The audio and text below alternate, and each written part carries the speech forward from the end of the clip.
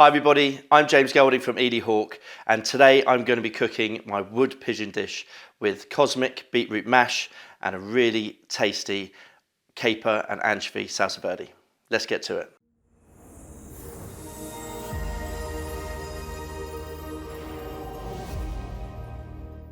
Okay, so now it's time to make the salsa verde for the pigeon dish. Now it's a really simple dressing, but one that you need to do a little bit of prep for.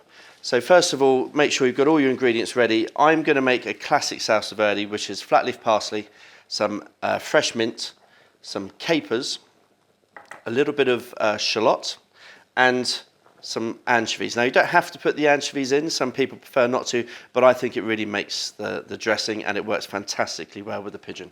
So what I'm going to do here is I'm going to pick all my herbs down, I'm going to put them into a food processor, I'm going to add in my olive oil, and then pulse it. So you don't want to blend it so the whole thing becomes a puree. You just want to pulse it so that it chops it up and brings the whole thing together. After that, I'll add in the capers and then chop up the shallots and the anchovies, but I'll show you how to do that later.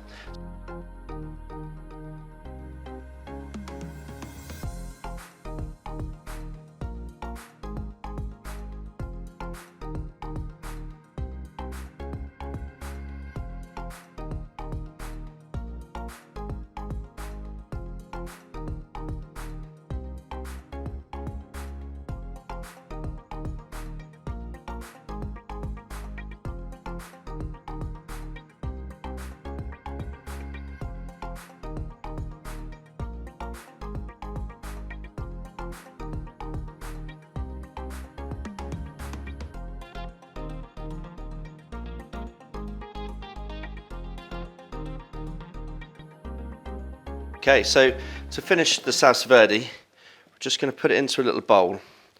And if it's too dry, don't forget you can add a little bit more olive oil to it or rapeseed oil at this point. But if you've pulsed it properly, it should be the right consistency now. I always like to finish my salsa verde with a little bit of lemon zest and a little bit of lemon juice. What it does, it just lifts the whole thing and gives it that fantastic acidity, which is very characteristic of this dressing. So, using a microplane, gently take off the zest. It's quite important that you use an unwaxed lemon, not a waxed lemon, because otherwise it can tend to, get all that sort of weird waxiness in there. So always ask for unwaxed lemons when you go to your greengrocer, or even if you're at the supermarket, they should sell them. So about half a lemon's worth. And now I'm just going to take the end off this lemon. It's not a whole half lemon, just the end. And also look out for any seeds, make sure you get those out of there. And then just squeeze that into the dressing. Now, top tip, if you are making this dressing ahead of time, don't put the lemon until the end, because what it'll do is it'll turn all your herbs brown. So very important that you add the lemon juice right at the end, just before you're about to serve the dish. That way, the lemon will be nice and fresh and your herbs will stay nice and green. So now it's time to cook the most important part, which is obviously the pigeon. Now, these guys have been shot with Pigeon Select, and it's quite important when you're deciding which pigeon breasts to actually use, you look for the ones which haven't had too much damage, because obviously these guys have been shot, we're hoping they've been shot, in the side or on the wing. Sometimes they're peppered all over the breast, so we want to minimize any kind of visits to the dentist. So just what I do is just have a look either side.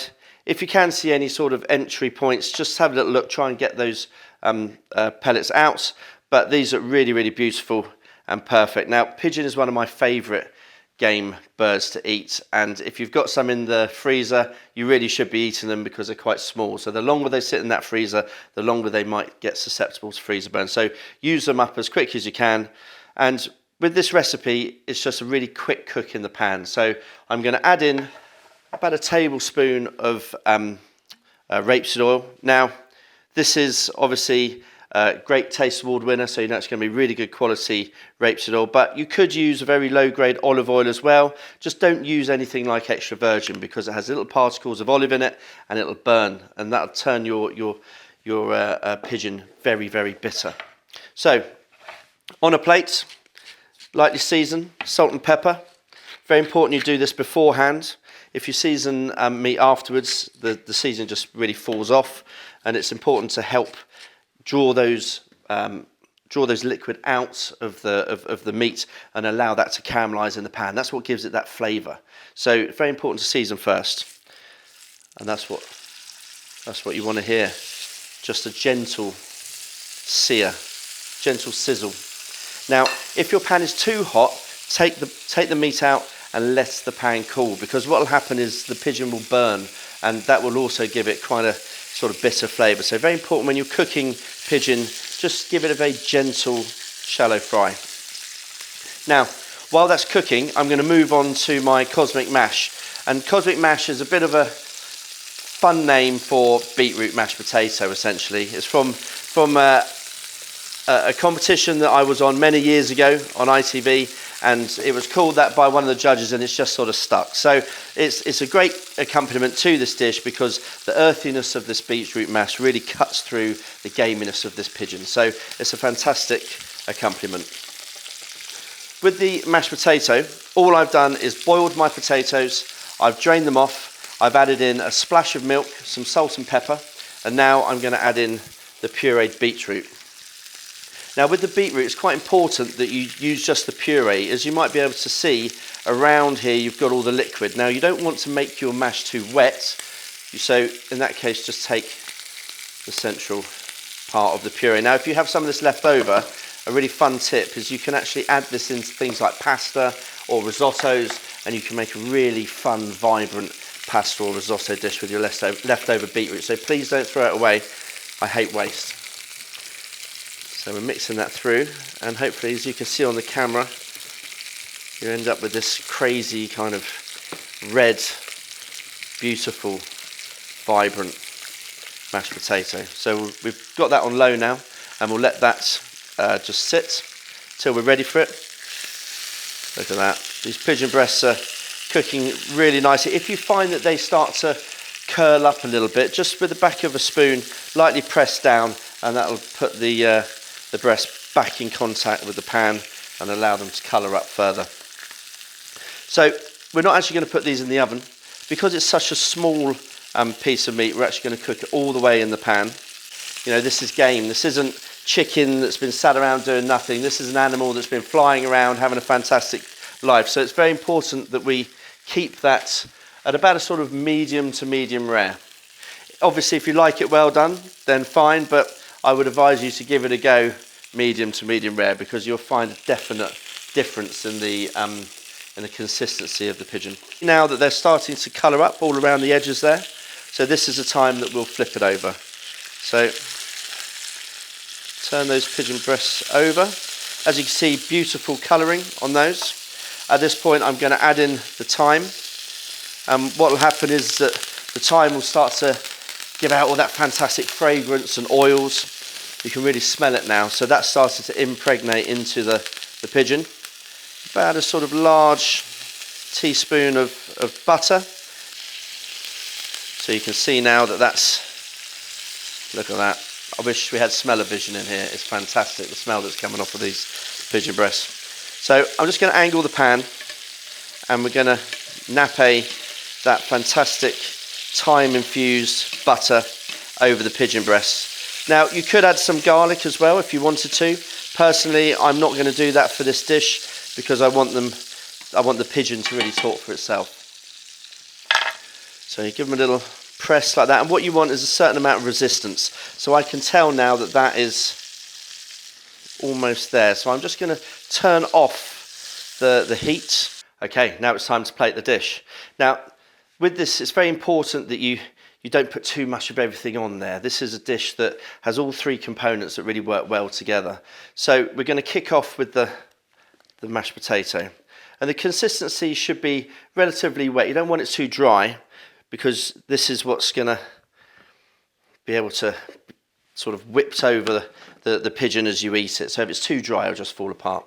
Now, when I carve my pigeon, I always like to carve it on the angle. Now, some people carve it lengthwise. I don't do that because you have muscle fibres that run throughout the breast. So I always cut it across the width of the breast on an angle, usually into about 3 pieces. So, like so. And there we go, that's perfect medium. I'm going to put that back on there. We're going to serve 2 breasts for this dish, which is obviously a whole pigeon, which I think is probably bad enough. Put that there. And then what I like to do is just put a spoonful of the salsa verde next to the mash, like so. Our pigeon just over the top. And then a tiny few dots just over the top of the pigeon, and then you want to get some of that beautiful oil and just sort of drizzle around so that you've got a little bit of dressing around the plate.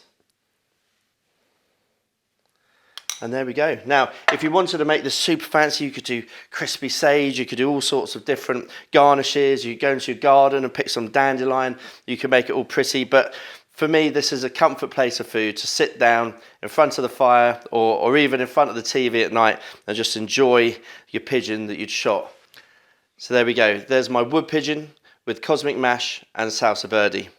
A dish that can be eaten in front of the TV or garnished up a bit as a fantastic accompaniment to any meal. Enjoy.